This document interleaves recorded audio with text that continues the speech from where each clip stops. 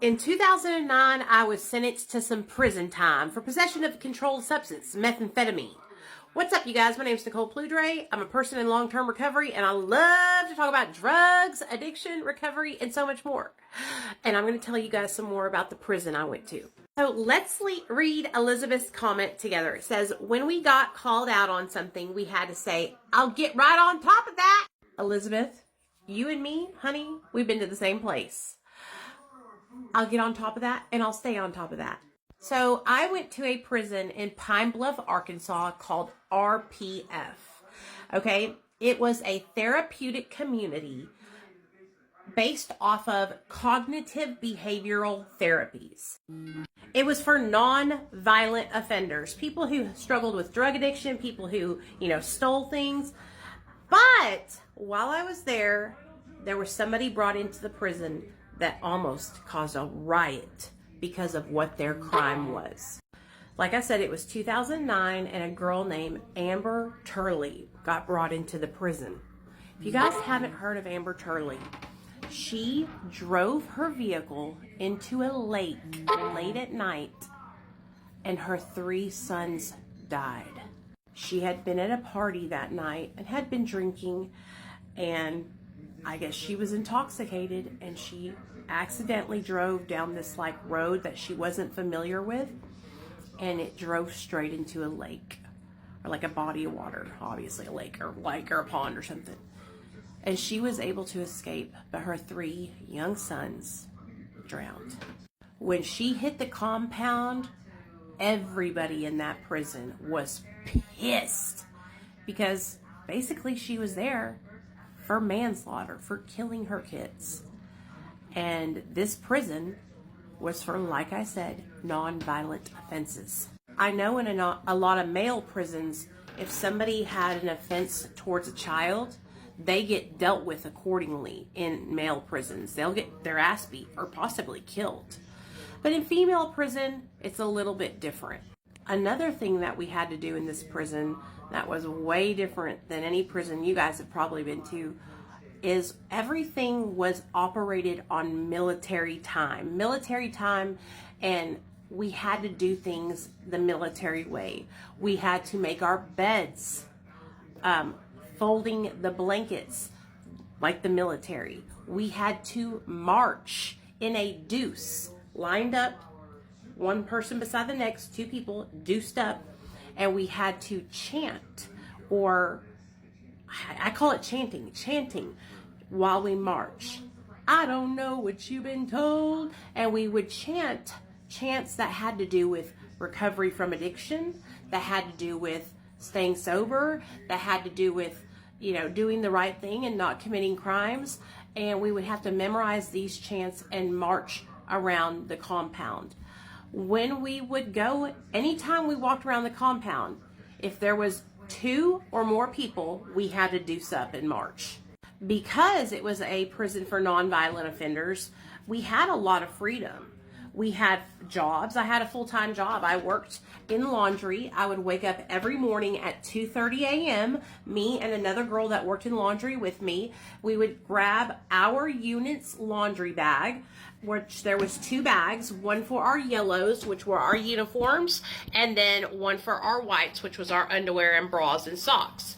And these bags were so big, it would take at least 4 or 5 of us to lift these bags into the back of this truck. And then there was 6 or 7 units and 2 bags to each unit. So we would pile these bags up. They would be a big old giant mountain on the back of the bed of the truck. And then 2 people would sit on top of them. And then the rest of us would walk behind the truck, and then 2 people would ride in the front with the guard. And we would go down to laundry, and we would be down there from 3 o'clock in the morning until 1 in the afternoon, washing the whole compound's laundry. One of the benefits to working in laundry was we got to press our clothes, starch them and crisp them and make them look real nice. Another benefit to working in laundry was we got to listen to the radio, and we got free world food. The guard that ran the laundry would bring us ribs, donuts, candy, cake, fried chicken, all kinds of good food. But I'm not going to even lie to you guys. The food in the prison, it wasn't half bad because the prison was ran by the inmates. The guards were just there to supervise us. So we cooked all the food ourselves. And baby, let me just tell you something. Them girls would throw down in that fucking kitchen. Every morning when we woke up for breakfast, we would have sausage, eggs, biscuits and gravy, waffles, pancakes, what else do we have? Oatmeal, coffee, orange juice, apple juice, water, milk. Like, there would be a whole spread. And like I said, there was 350 girls in the prison when I was there in 2009. I did my time and I got out and I had 6 months on parole. I knew that I had to make a change when I got out of prison because I didn't want to come back, right? And so when I got out, I paroled out to a sober living home in Little Rock, Arkansas. I moved away from where I grew up. I grew up in Hot Springs, Arkansas. And in Hot Springs was where all my meth cook friends were at, all my running buddies that I did dope with. And I thought, you know what, I'm going to move, I'm going to go to sober living, and that will help me stay sober. I just want to tell you guys something. You cannot escape yourself. So moving to another city is not going to stop you from using drugs. And I learned that the hard way because about 5 to 6 months after I got out of prison, I relapsed and I was back on drugs.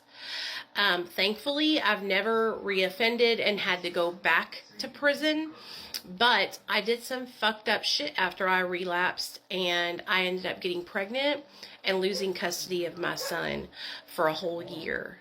I fought tooth and nail to get my son back, and I've had custody back of him for a really long time because I've been sober for almost 9 years now. But yeah, that's a little bit more about the Therapeutic community prison that I went to. If you guys have any questions, put them down below. But that's exactly what we had to do. We would have to say, Elizabeth, I'm pulling you up for sexually acting out. On Tuesday at noon, I saw you sitting by inmate Smith, and you were rubbing her leg. And how that made me feel was it made me feel uncomfortable seeing you rub her leg. What I would like for you to do about that is I would like you to not repeat that behavior. And then I would have to say to Elizabeth, what I hear you to say is on Tuesday at noon, I was rubbing inmate Smith's leg, and how that made you feel was very uncomfortable. And I'm going to get on top of that behavior and stay on top of that behavior and not repeat it again. And we would have to go back and forth with his dialogue. It was wild, you guys. And it was fucking embarrassing. It was embarrassing. But you know what? Because I committed a non-violent offense, and because it was my first time to ever get in trouble, that is why I was sentenced to the Therapeutic community boot camp style prison instead of being sent to a medium or maximum security prison.